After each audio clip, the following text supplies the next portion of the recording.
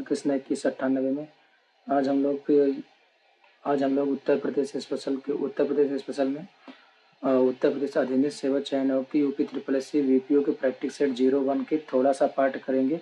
अगर आपको पसंद आएगा तो इसका पार्ट अलग में बहुत सारा करेंगे, इसी तरह करते रहेंगे। तो देर न करते हुए हम लोग शुरू करते हैं। उत्तर प्रदेश अधीनस्थ सेवा चयन आयोग के द्वारा जो ग्राम पंचायत अधिकारी की मुख्य परीक्षा है, इसका नवीनतम पाठ्यक्रम दिनांक 13/09/2023 के अनुसार। अब पहला प्रश्न देर न करते हुए शुरू करते हैं कि इंडियन विलेज सर्विस योजना कहाँ प्रारंभ की गई थी। यानी कि इंडियन विलेज सर्विस योजना कहाँ प्रारंभ की गई थी, तो अगसौली जनपद अलीगढ़ में की गई थी। कहाँ की गई थी? अगसौली जनपद अलीगढ़ में। और इंडियन विलेज सर्विस 1945 में किसके नेतृत्व में शुरू हुआ था? यानी कि इंडियन विलेज जो सर्विस है 1945 में शुरू हुआ था। ये तो कंफर्म है कि इंडियन विलेज सर्विस कब शुरू हुआ था? 1945 में। और किसके नेतृत्व में शुरू किया गया था? तो टी मोसेर और वीएन गुप्ता के, यानी कि टी मोसेर और वीएन गुप्ता के द्वारा इंडियन विलेज सर्विस को 1945 में शुरू किया गया था। इंडियन विलेज सर्विस, ये इंडियन विलेज सर्विस कहाँ शुरू किया गया था? अगसौली, इम्पोर्टेंट है, जनपद अलीगढ़, यानी उत्तर प्रदेश के जनपद अलीगढ़ में अगसौली से शुरू किया गया था। किसके द्वारा शुरू किया गया था? तो टी एन मोसेर और वी एन गुप्ता के द्वारा शुरू किया गया था। इंडियन विलेज सर्विस का दूसरा केंद्र 1968 में कहाँ खोला गया? तो पहली बात तो एक क्वेश्चन बनता है कि इंडियन विलेज सर्विस का दूसरा सेंटर कब खोला गया? तो 1968 में। और प्रथम सेंटर कब खोला गया? तो 1945 में। दूसरा कब खोला गया? 1968 में। और कहाँ खोला गया? तो मेहरारा एटा में। कहाँ से खोला गया था? मेहरारा एटा में खोला गया था। फिर दूसरा क्वेश्चन है कि स्थानीय स्वशासन का एक ऐसा शासन, मतलब स्थानीय स्वशासन जो है एक ऐसा शासन है जो अपने सीमा क्षेत्र में प्रदत्त अधिकारों का उपयोग करता है। यह किसने कहा? यानी कि स्थानीय स्वशासन एक ऐसा शासन है जो अपने सीमा क्षेत्र, ये की पॉइंट है याद करने की, जो सीमा क्षेत्र में प्रदत्त अधिकारों का उपयोग करता है। यह किसने कहा था? GDH कोल ने कहा था, हैरिस ने कहा था, रॉबसन ने कहा था या फ्रेडरिक ने कहा था? तो अपना आंसर बताइए किसने कहा था? तो GDH कोल ने कहा था। देखो अब यहाँ से सीमा, एक तरीके से मान लो ये आपका सीमा है। अब इस सीमा में क्या मिलता है? कोल मिलता है। तो ये कोल जो है इन्होंने कहा था कि जो प्रदत्त है अपने सीमा क्षेत्र में प्रदत्त अधिकारों का उपयोग करता है। इस कोल ने कहा कि मैं क्या करता हूँ, अपने सीमा क्षेत्र के अंदर प्रदत्त अधिकारों का उपयोग करता हूँ। तो उपयोग करता हूँ, तो ये किसने कहा था?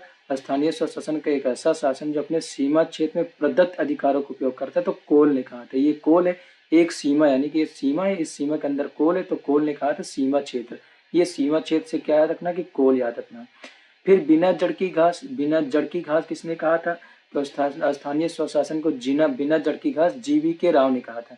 GV के राव, जी से जड़, GV के राव जड़, GV के राव जड़, यानी जी से क्या जड़? जड़ याद रखना है। मेट काफ, ये काफ से क्या?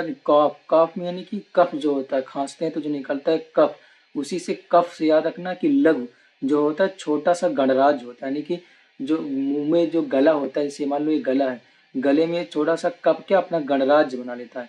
कफ छोटा सा लघु गणराज बनाता है, तो मेटकाफ, कफ मेटकाफ क्या कराता है? अपना गणराज बनाता है, लघु गणराज। तो लघु गणराज किसने कहा था? मेटकाफ ने कहा था। लघु गणराज किसने कहा था? तो मेटकाफ ने कहा था। जी से जड़, GV के राव ने क्या कहा था? जड़ कहा था। और सीमा क्षेत्र के अंदर क्या है? कोल है, तो सीमा क्षेत्र के अंदर कोल, तो किसने कहा था? GDH कोल ने कहा था। फिर ग्राम पंचायत के प्रजन तंत्र के देवता, तो देवता कौन है? राधा मुकुंद या राधा कुमुद। तो राधा क्या है? एक देवता है। राधा श्री कृष्ण, राधा जय राधे राधे, तो राधा राधा कहना है, तो देवता किसने कहा था? राधा कुमुद ने कहा था। तो देवता किसने कहा था? राधा कुमुद ने। प्रजातंत्र के देवता की संज्ञा किसने किया था? राधा कुमुद ने कहा। राधे राधे कहना है भाई। प्रत्येक गणराज्य पंचायत एक गणराज्य है, यानी जो प्रत्येक गणराज्य पंचायत है एक गणराज्य, किसने कहा था? गांधी जी ने। और गांधी जी ने ही कहा था, क्या कहा था? एक याद रखना, गांधी जी ने ही कहा था कि जो भारत देश है वो गांवों में बसता है। भारत देश कहाँ बसता है? गाँव बसता है, गांधी जी ने कहा था। फिर दिए गए विकल्पों में कौन सम्मिलित नहीं है? उत्तर प्रदेश के राज्य वित्त आयोग, अब इसमें बताना उत्तर प्रदेश के राज्य वित्त आयोग है और ये अध्यक्ष, यानी कि उत्तर प्रदेश के राज्य वित्त आयोग के इसमें प्रथम, द्वितीय, तृतीय और अध्यक्ष। जैसे प्रथम के कौन है?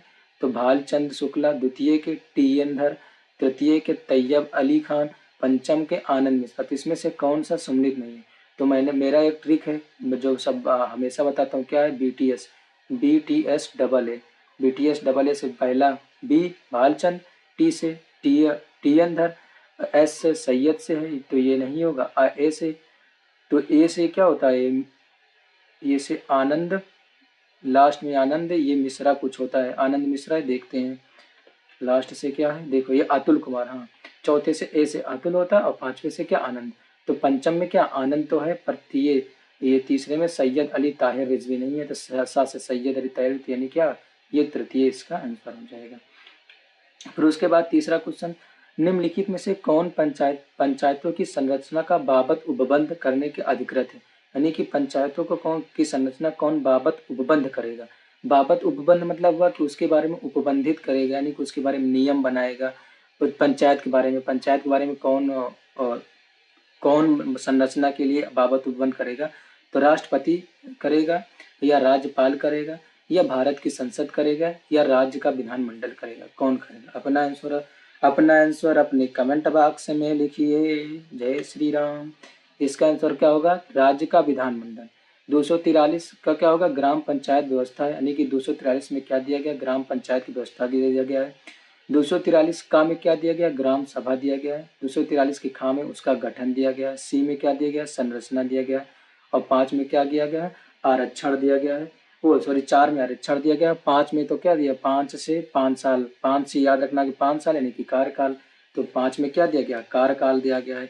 6 में आर्ताएं दिया गया है। 7 में शक्तियाँ दिया गया, 8 में कर दिया गया है। 9 में कह दिया गया है भाई वित्त आयोग दिया गया है।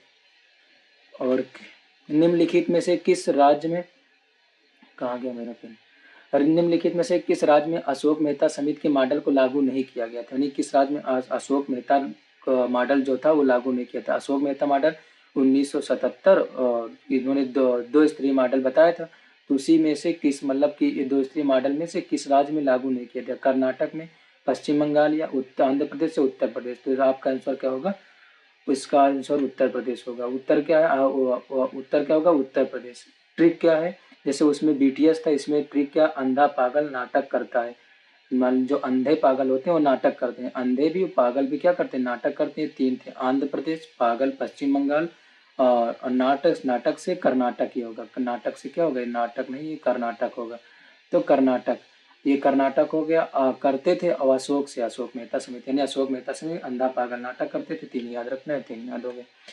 फिर उसके बाद है कि उत्तर प्रदेश पंचायती राज अधिनियम के किस धारा में महिलाओं के आरक्षण की बात की गई है, यानी कि ये उत्तर प्रदेश पंचायती राज अधिनियम है, यानी कि वो उसमें नहीं है कि ये वो 243 वाले के घा घा यानी कि डी में, वो नहीं पूछना है। इसमें पूछना है कि उत्तर प्रदेश पंचायती राज अधिनियम 1947 वाला, 1947 वाला है ना, तो 1947 वाले में उत्तर प्रदेश पंचायती राज अधिनियम 1947 की धारा में महिलाओं के आरक्षण की बात कही गई। 11A के 4 में, या 12B के 7 में, या 9A के एम, या 9A में, या 11A में, तो किस में गई कही गई, अपना आंसर कमेंट बॉक्स में दीजिए। और भाई लाइक और शेयर करिए, मेहनत बहुत किया हूँ। तो इसमें आंसर क्या, 11A के 4 में है, क्योंकि देखो 11A के 1 सभी 11A में ही शामिल है। तो 11A के 1 में क्या है, ग्राम पंचायत का एक प्रधान होगा जो उसका अध्यक्ष होगा, यानी जो ग्राम पंचायत का एक प्रधान होगा। किसमें कहा गया है, 11A में, कि ग्राम पंचायत का एक प्रधान होगा जो उसी का अध्यक्ष होगा। फिर 11A के 2 में क्या है, आरक्षण की बात कही गई है। अब 11(2) में आरक्षण की बात कही गई, पर किसके आरक्षण की बात कही गई, SC की, ST की, OBC की, राज्य सरकार आरक्षित करेगा। और फिर 11A के 3 में आरक्षण की बात कही गई, 11A के 3 में भी आरक्षण की बात कही गई, पर किसके, SC ST OBC में 1/3 महिला सीट आरक्षित होगी, यानी कि इसमें तो SC ST OBC के लिए आरक्षण, और इसमें ST OBC सीट में भी 1/3 क्या, महिलाओं के आरक्षण के लिए। और फिर A के 4 में महिलाओं के आरक्षण बात कही गई, यानी कि इसमें A में क्या है कि महिलाओं के आरक्षण। देखो क्या है, जैसे मान लीजिए पूरा आरक्षण है, अब ये आरक्षण ST OBC के लिए, इसमें SC है और ST है और OBC है, OBC है। अभी OBC में जो इतना पूरा मान लो ये पूरा हो गया 1/3, तो इसमें जो ये पूरा ये हो गया 1/3, तो ये 1 2 3 भाग, तो ये जो एक भाग होगा ये किस में कहा गया, ये महिलाओं के लिए होगा। ये जो पूरा SC ST OBC का आरक्षण है, तो इसमें से जो ये 1/3 भाग, यानी ये पूरा एक भाग किसके लिए, महिलाओं के लिए आरक्षण होगा तो किसमें कहा गया है, तो 11A के 3 में कहा गया है। पर जैसे मान लो ये पूरा है, पूरा ये ग्राम पंचायत है, इसमें 400 सीटें हैं। अब 400 सीटों में माने 300, मानो 300 सीटें हैं। अभी 300 सीटों में क्या 1/3 यानी कि 1/3 महिलाओं के लिए आरक्षण होगा। ये किस में कहा गया, यानी 100 सीट किसमें आरक्षण के लिए किसमें कहा गया, तो ये इसमें कहा गया, किसमें 11A के 4 में। और 11A के 3 वाला समझ में आया ना कि इसमें क्या, जैसे 11A के 3 में मान लो एक तरीके से 300 सीटें थी, 300 सीटें में 10% मान लो ओबीसी का ओबीसी एससी एसटी का आरक्षण था। रुक जाओ भाई, जैसे मान लो ये आपके पास 300 सीटें थी। अब ये 300 सीटों में मान लो 10% आरक्षण, तो 10% आरक्षण का ये क्या हुआ, 0 से 0 कट गया, यानी कि टोटल पे आ गया 30। अब इस 30 में, अभी 30 में क्या 1/3, 1/3 यानी कि 10 टोटल क्या होंगे, 10 11A के 3 में कहा गया कि 10 11A के 3 में कहा गया कि इतने तो इसमें इसमें ओबी महिला आरक्षण होगा।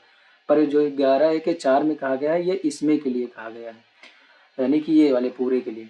11A के 6 इस धारा के अधीन एससी एसटी के लिए प्रधानों के पदों का आरक्षण संविधान के अनुसार 334 में विनिर्दिष्ट अवधि की समाप्त प्रभावी नहीं रहेगा। यानी कि 11A के 6 में क्या कहा गया है कि जो संविधान है, यानी कि अपना जो संविधान है, उस संविधान में जो अनुच्छेद 334 है, अगर ये समाप्त हो जाता है, अगर ये अनुच्छेद 334 समाप्त हो जाता है, तो फिर मतलब कि एससी और एसटी के आरक्षण को भी समाप्त कर दिया जाएगा। यानी कि अगर यहाँ यहीं से उसको आरक्षण दिया गया, एक तरीके से यहाँ से उसको ट्रांसफर कर दिया गया, अगर यही नहीं रहा तो वह हो गया, यानी कि एक तरीके आच्छादन का सिद्धांत या पृथक्करण का सिद्धांत भी इसमें लागू हो जाएगा। तो फिर ये जितने भी हैं ये सभी धारा किसमें 11A के अंतर्गत है। आप लोग को अगर अच्छा लग रहा हो तो कमेंट करें, शेयर करें, जरूर करें, इसलिए कि मैं और अच्छा कंटेंट दे सकूं। उसके बाद नया क्वेश्चन, जब ग्राम सभा के कुल सदस्य संख्या 1/5 सदस्यों की मांग पर कोई बैठक बुलाने का प्रस्ताव पारित किया जाता है तो 30 दिन के अंदर उक्त बैठक बुलाई जाएगी। यह पंचायती राज अधिनियम के किस भाग के अंतर्गत बताया गया, यानी कि जो है किस भाग के अंतर्गत, तो अध्याय नहीं, यहाँ पे सारा भाग होगा, यानी किस भाग, यानी तो अध्याय या फिर अध्याय ही समझ लो, भाग भाग के यहाँ पूछा गया भाग के किस भाग के है, तो इसमें भाग लगा के रखो कि किस भाग में। तो ग्राम सभा के कुल सदस्य के 1/5 सदस्य, यानी कितने 1/5 सदस्यों की मांग पर कोई बैठक बुलाने का प्रस्ताव पारित किया जाता है तो 30 दिन के अंदर उक्त बैठक बुलाई जाएगी। यानी कि एक तो क्वेश्चन बन सकता है कितने सदस्यों के, तो 1/5 सदस्यों के, और कितने दिन में बैठक बुलाई जाएगी, तो 30 दिनों में बैठक बुलाई जाएगी। या पंचायती राज अधिनियम 1947 के किस अध्याय में है, तो किस अध्याय में है, यहाँ पे अध्याय लिख दो या फिर ये भाग लिख दो, कुछ भी वही सिंपल होगा। यानी किस अध्याय में है, तो किस अध्याय में, अध्याय 3 में होना चाहिए। आंसर देखते हैं, तो अध्याय क्या है, अध्याय 3 में। ग्राम सभा की बैठक वर्ष में कितनी बार होती है, 2 बार होती है। यानी कि देखो, एक तो ग्राम सभा होती है, ग्राम सभा की बैठक कितनी बार, 2 बार। पर ग्राम पंचायत की बैठक कितने, ग्राम पंचायत की बैठक मान लो 12 बार, यानी साल में 12, यानी कि माह में 1 बार जरूर होती है। जबकि ग्राम पंचायत की माह में 1 बार होती है और 2 बैठकों के बीच 2 माह का अंतर, और 2 बैठक के बीच कितने माह का अंतर, 2 माह। लेकिन 2 माह का अंतर हो ही जाएगा। मान लो ये जनवरी है, जनवरी की 1 जनवरी की बैठक हुई, फिर पूरा 30 जनवरी तक, 31 जनवरी तक गया, ये 31 जनवरी के बाद ये मान लो 29 फरवरी हो गया, तो 2 महीने का अंतर हो गया। और दोनों महीने में हुआ ना, हुआ तो दोनों महीने में बैठक, पर 2 महीने का ज्यादा से ज्यादा अंतर हो सकता है। यानी कि प्रत्येक माह में बैठक होगा, पर जो अंतर कितने का हो सकता है, 2 माह का अंतर हो सकता है। अध्याय 3 में क्या है, ग्राम सभा की बैठकें और कृत्य है। अध्याय 3 में ग्राम सभा की बैठक, अध्याय 3 के काम क्या है, पंचायत है। और ये अध्याय नहीं है भाई, ये अध्याय हाँ अध्याय 3 ही है कि अध्याय 3 में क्या है, ग्राम सभा की बैठक है और उनके कृत्य के बारे में बताया गया। और अध्याय 3 के काम क्या है, पंचायत के बारे में बताया गया।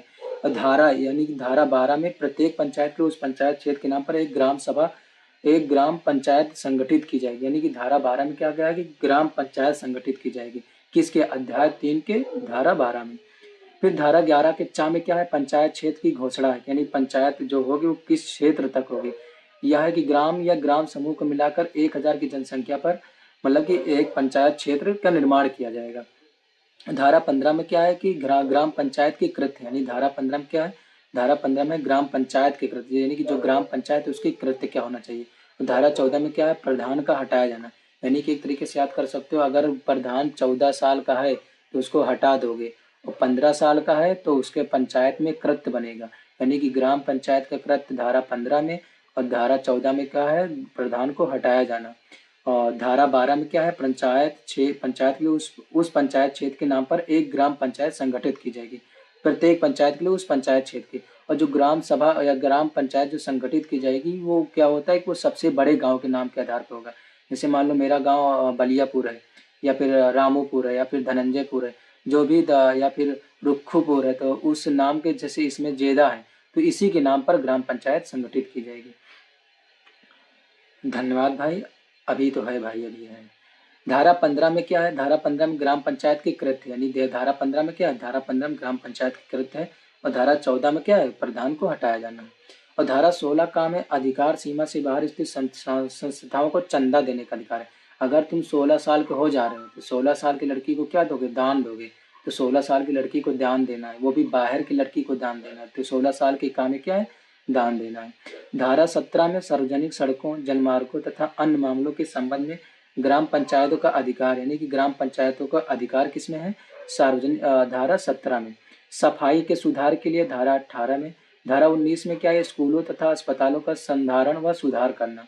धारा 20 में क्या है, कई ग्राम पंचायतों के किसी समूह के लिए संयुक्त प्राइमरी स्कूल, अस्पताल, औषधालय स्थापना करना, सड़क व पुल बनाना, यानी कि 2-3 ग्राम पंचायत, उन ग्राम पंचायतों के संयुक्त के लिए, जैसे मान लो एक ये पुल है, इस पुल की तरफ दूसरा ग्राम पंचायत, इस पुल के यानी नहर है ये, इस पुल के इस नहर की तरफ दूसरा ग्राम पंचायत, इन दोनों ग्राम पंचायतों के संयुक्त के लिए एक पुल बनाना और यहाँ पे एक स्कूल स्थापित कर देना कि जहाँ पे दोनों ग्राम पंचायत के बच्चे पढ़ें। तो ये किसमें, धारा 20 में। अब ये कब करोगे, जब 20 साल के हो जाओगे तो यही आप कर पाओगे, क्योंकि तब आपके पास पैसा रहेगा। इसलिए याद करना, बस 16 साल के हो जाओगे तो दान दोगे, याद रखना है। 14 साल के रहोगे तो प्रधान को हटा देना, ये याद रखना है। 15 साल के रहोगे तो क्या आपके कृत्य बन जाते हैं, याद रखना है। धारा 21 में ग्राम पंचायत सरकारी सेवकों की सहायता करेगी यदि राज्य सरकार विहित करे, यानी कि जो सरकारी सेवक हों उनकी सहायता करेगी। जैसे सरकारी सेवक कौन से, हम ही लोग होंगे, आगे जाके हमारे लोगों की सहायता करेंगे कौन, ग्राम पंचायत के लोग सहायता करेंगे। ये भाई, ये भी बहुत क्वेश्चन है। आज़ादी से पहले की योजना आप पढ़ लेते हैं, यानी कि देखो अब इसी तरह योजना भी इसमें है, तो आज़ादी की पहले की कौन कौन सी योजना है उसके बारे में पढ़ते हैं। तो आदर्श सेवा ग्राम योजना कब शुरू की गई थी, यानी कि एक आदर्श सेवा ग्राम योजना चलाया गया था, वो किसके द्वारा चलाया गया था, चलो इसको तो छोड़ दो, किसके द्वारा, कब शुरू किया गया। तो आदर्श सेवा ग्राम योजना 1903 में, या 1904 में, या 1901 में, या 1906 में। तो आदर्श सेवा ग्राम योजना देखो किसके, 1903 में चलाया गया। तो आदर्श सेवा ग्राम योजना 1903 में सर डेनियल हैमिल्टन द्वारा, ये देखो लिखा भी है, सर डेनियल हैमिल्टन द्वारा चलाया गया। किसके लिए और कहाँ शुरू किया गया, तो किसके लिए और कहाँ शुरू किया गया था, तो ये चला ग्राम विकास के लिए और तमिलनाडु में शुरू किया गया था। यह भी रखना कि आदर्श सेवा ग्राम योजना कहाँ शुरू किया गया, तो ये आपका आदर्श हो गया, और यहाँ हो गया तमिलनाडु, यहाँ पे चला था, यानी कि आदर्श ये ए है, ए में यहाँ से शुरू हुआ आदर्श में। और किसने, सर डेनियल हैमिल्टन ने यहाँ से शुरू किया था, पाक जल संधि लगे से शुरू कर दिया भाई इन्होंने, पाक जल संधि श्रीलंका और इनके बीच में।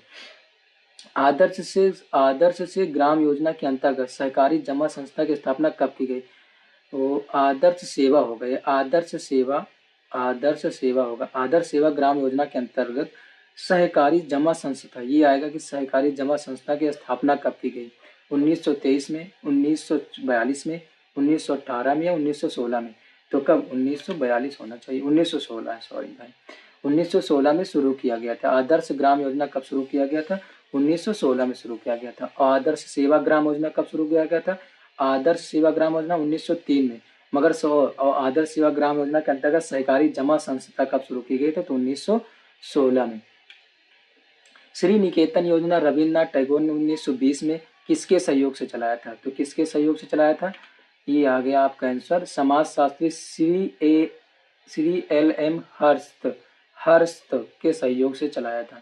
श्री निकेतन योजना किसने चलाया था, रविन्द्रनाथ टैगोर ने। एक क्वेश्चन, कब चलाया था, 1920 में। 2 क्वेश्चन, किसके सहयोग से चलाया था, समाज शास्त्री LM हर्स्ट के। तो 4 क्वेश्चन हो गया भाई। श्री निकेतन योजना प्रारंभ में 8 ग्रामों, 5वां क्वेश्चन, कितने ग्रामों में, 8 ग्रामों में शुरू किया गया। बाद में इसका विस्तार कितने ग्रामों में, 6वां क्वेश्चन, एक योजना से तो कितने ग्रामों में, तो इसका 15 ग्रामों में बाद में शुरू किया गया। राज्य की ओर से पहली बार चलाया गया कार्यक्रम कौन सा, यानी कि किसी राज्य की ओर से पहली बार चलाया गया कौन सा कार्यक्रम था, तो राज्य की ओर से पहली बार चलाया गया कार्यक्रम गुड़गांव योजना था। और गुड़गांव योजना कब चला था? तो 1920 में। महाराष्ट्र में किसके द्वारा चलाया गया? फिर कहाँ शुरू हुआ? तो महाराष्ट्र में। किसके द्वारा चलाया गया था? तो चलाया गया था भैया एल.एफ. ब्रेनी द्वारा। ये ब्रेनी द्वारा, गुड़गांव में ब्रेनी द्वारा। गुड़गांव ब्रेनी ब्रेनी ब्रेनी ऐसे तरीके से याद करते हो। जो गुड़गांव में क्या है, सौर सौर अलायंस है ना, सौर ऊर्जा वाला अलायंस, यानी कि तो उसी से याद कर सकते हो। ब्रेनी, ब्रेन से सौर ऊर्जा अलायंस बना है, तो ब्रेनी याद कर सकते हो। फिर भारतीय ग्राम उद्योग संघ, हिंदुस्तानी तालीम संघ और ऑल इंडिया स्पाइनल एसोसिएशन की एवं कस्तूरबा गांधी संघ की स्थापना किसने की थी? तो किसने की थी? गांधी जी ने की थी। यानी कि गांधी जी ने कितने किया था? भारतीय ग्राम उद्योग संघ, हिंदुस्तानी तालीम संघ, ऑल इंडिया स्पाइनर्स एसोसिएशन एवं कस्तूरबा गांधी संघ की स्थापना किसने किया था? गांधी जी ने। इतने सबका किया था गांधी जी ने। सेवाग्राम 1920 में किसके द्वारा चलाया गया था? तो 1920 में गांधी जी के द्वारा चलाया गया था। आज़ादी से पहले की सबसे बड़ी योजना कौन सी? तो आज़ादी के पहले की सबसे बड़ी योजना कौन सी थी? फिरका विकास योजना। यानी कि अभी पूछी जाएगी कि आज़ादी के पहले सबसे बड़ी विकास योजना कौन थी? फिरका विकास योजना। और फिरका विकास योजना कब प्रारंभ की गई? तो 1946 में। फिरका विकास योजना किस राज्य सरकार द्वारा चलाया गया था? तो फिरका विकास योजना किस राज्य सरकार द्वारा चलाया गया? मद्रास के तमिलनाडु। तमिलनाडु याद रखना भैया, ये है तमिलनाडु। यहाँ से चला क्या? फिरका विकास योजना। राज्य स्तर पर चलाया गया प्रथम योजना कौन सी थी? तो गुड़गांव योजना। ये तो हो गया राज्य स्तर पर चलाया गया 1920 में। राष्ट्रीय स्तर पर, ये राज्य स्तर पर और राष्ट्रीय स्तर पर प्रथम कौन चलाया गया था योजना? तो अधिक अन्न उपजाऊ अभियान चलाया गया था। और अधिक अन्न उपजाऊ अभियान कब चालू किया गया था? 1942 में। ये 1942 में। सामुदायिक विकास योजना में मुख्य भूमिका एवं प्रेरणा हो गई, प्रेरणा किस अभियान की थी? तो यही अधिक अन्न उपजाऊ अभियान की प्रेरणा थी कि समुदाय विकास योजना। उसके बाद है कि मारथंडम योजना केरल राज्य में चलाया गया था। यानी कि मारथंडम योजना कहाँ चलाया गया था? ये याद रखना, केरल राज्य में चलाया गया मारथंडम योजना। यह सन 1928 में डॉक्टर स्पेंसर हैज के निर्देशन में चलाया गया था। YMCA young man Christians association के द्वारा इसे चलाया गया था। बड़ौदा ग्राम पुनर्निर्माण योजना कब और कहाँ चलाया गया था? ये भी भैया बताना है कि बड़ौदा ग्राम पुनर्निर्माण योजना कब चलाया गया था? बताओ भैया, 1932 में बड़ौदा में चलाया गया था। अब बड़ौदा ग्राम पुनर्निर्माण योजना किसके द्वारा चलाया गया था? तो BT कृष्णाचारी द्वारा चलाया गया था। कब चलाया गया? 1932 में चलाया गया था। कहाँ चलाया गया? बड़ौदा में चलाया गया। इंडियन विलेज सर्विस योजना कहाँ प्रारंभ की गई थी? तो इंडियन विलेज सर्विस योजना ये हो गया कहाँ पे? अक्सौली जनपद अलीगढ़ में। और इंडियन विलेज सर्विस 1945 में किसके द्वारा शुरू की गई थी? तो टी मोसेरोम VN गुप्ता के द्वारा। इंडियन विलेज सर्विस का दूसरा केंद्र कहाँ पे है? तो 1968 में खोला गया था। और कहाँ पे खोला गया था? मेहरारा एटा में। धन्यवाद भाई। अब रिवीजन कर लेते हैं फटाक से। फिर से रिवीजन करता हूँ, हना हन करो भाई रिवीजन। चलो, स्थानीय स्वशासन के एक ऐसा शासन है जो अपने सीमा क्षेत्र में प्रदत्त अधिकारों का उपयोग करता है। किसने? तो सीमा क्षेत्र कोल। तो किसने? कोल, GDH कोल ने। फिर GDH बिना जड़ की घास, बिना जड़ जड़ जी, तो GB के राव। पंचायत को लघु गणराज्य, लघु किसने? मिट काप, काप ने लघु कहा। प्रजातंत्र के देवता, देवता कौन है? राधा, तो राधा मुकुंद। प्रत्येक गणराज्य पंचायत के गणराज्य किसने? गांधी जी ने। उसके बाद केंद्रीय के विकल्प में कौन से? तो BTS double A, Bhalchand, TN Syed, Atul, Anand. तो उसके बाद निम्नलिखित में से कौन पंचायतों की संरचना के बापत उपबंध करता है? तो राज्य का विधानमंडल, राज्य का विधानमंडल करता है। 43 में ग्राम पंचायत की व्यवस्था है, 43 के में ग्राम सभा है, 43 के B में गठन है, 43 के C में संरचना है, 43 के D में आरक्षण है, 43 के 5 यानी E में, E यानी कि 5 यानी 5 साल, 5 साल यानी कि कार्यकाल है, C में आर्ता है, साथ में शक्तियाँ हैं। तो उसके बाद निम्नलिखित में से किस राज्य में अशोक मेहता समिति के मॉडल को लागू नहीं किया गया था? तो उत्तर प्रदेश। ये क्या? अंधा पागल नाटक। फिर उसके बाद उत्तर प्रदेश में पंचायती राज में किस धारा में महिलाओं का रक्षण है? में महिलाओं का रक्षण है, SC ST महिलाओं नहीं, महिलाओं का रक्षण। तो 11(1)(4) में। फिर यह दिया 11(a) में क्या? ग्राम पंचायत का प्रधान होगा, जो उसका अध्यक्ष भी होगा। 11(2) में क्या? आरक्षण है किसके? ST OBC के। अब 11 के 3 में क्या है? मतलब 11(a) के 3 में क्या है? SC ST OBC के में महिलाओं का आरक्षण है। 11(a) के 4 में महिलाओं का आरक्षण की बात की गई है। और 11(a) के 6 में इस धारा के अधीन SC ST के प्रावधान के पदों का आरक्षण कब तक बना रहेगा? जब तक धारा 334 बनी है। फिर जब ग्राम सभा के कुल सदस्यों की संख्या 1/5 से करेगी तो 30 दिन के अंदर बुलाना पड़ेगा। तो ये किस अध्याय में? तो अध्याय 3 में दिया गया। अध्याय 3 के क्या में कहा? पंचायत है। और 11 में क्या पंचायत के क्षेत्र की घोषणा है। धारा 15 में क्या ग्राम पंचायत के कृत्य है। धारा 14 में क्या प्रधान को हटाया जाना है। और धारा 15 में ग्राम पंचायत के, धारा 16 का अधिकार सीमा से बाहर स्थित संस्थाओं को चंदा देना, 16 साल के लड़की को चंदा दोगे। या 17 में क्या है सार्वजनिक सड़कों का निर्माण। 18 में सफाई में सुधार। 19 में स्कूलों तथा अस्पतालों का संरक्षण तथा सुधार। 20 में क्या है 20 साल के हो जाओगे तो पुलिया बनाओगे, स्कूल बनाओगे, पुलिया बनाओगे। एक की धारा 21 में क्या है ग्राम पंचायत सरकारी सेवकों की सहायता करेगी। उसके बाद आदर्श सेवा ग्राम योजना 1903।